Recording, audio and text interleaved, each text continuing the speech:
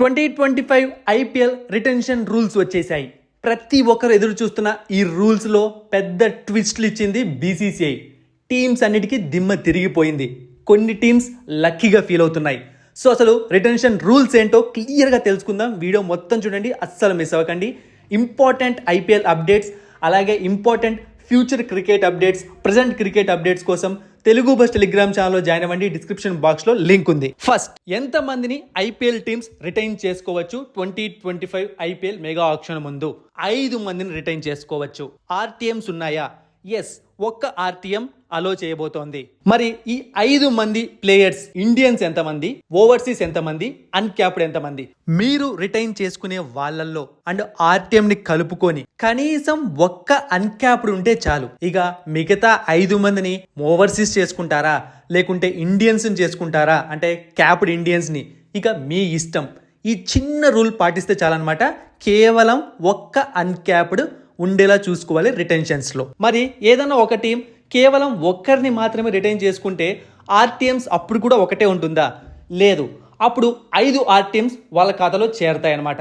So RTM అంటే right to match card.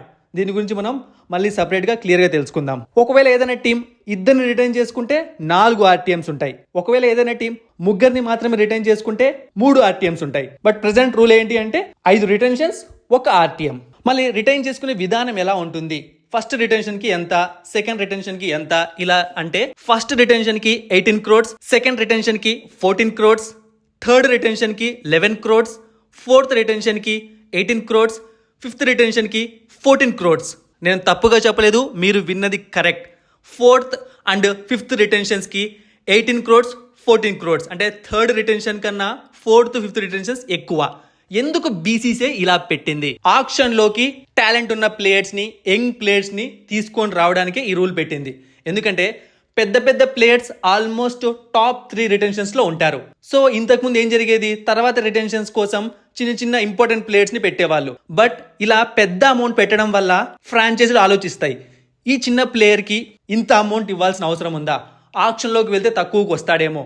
కాబట్టి అప్పుడు వాళ్ళు తప్పించుకోలేక కొంతమంది ఇంపార్టెంట్ ప్లేయర్స్ని ఆక్షన్లోకి వదలాల్సి వస్తుంది. అప్పుడు ఫెయిర్ కాంపిటీషన్ జరుగుతుంది. సో అందుకే రిటెన్షన్ రూల్స్లో ఇలాంటి ఒక పెద్ద ట్విస్ట్ ఇచ్చింది బీసీసీఐ.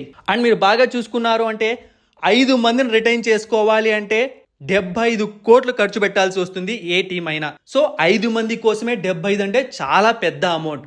చాలా అంటే చాలా ఇంపార్టెంట్ ప్లేయర్స్ కోసం తప్ప అంత అమౌంట్ని ఎవరు ఖర్చు పెట్టలేరు అనిపిస్తోంది. ఇక ఐపీఎల్ పర్స్ అమౌంట్ అనేది 120 crores కి పెంచింది బీసీసీఐ.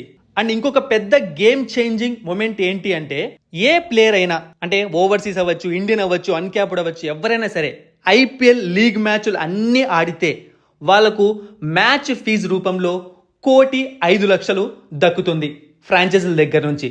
ఈ రూల్ని తెచ్చింది బీసీసీఐ. అంటే ఒక్కొక్క మ్యాచ్కు 7.5 లక్షలు అనమాట. అంటే ఎన్ని మ్యాచ్లు ఆడితే అన్ని 7.5 లక్షలు.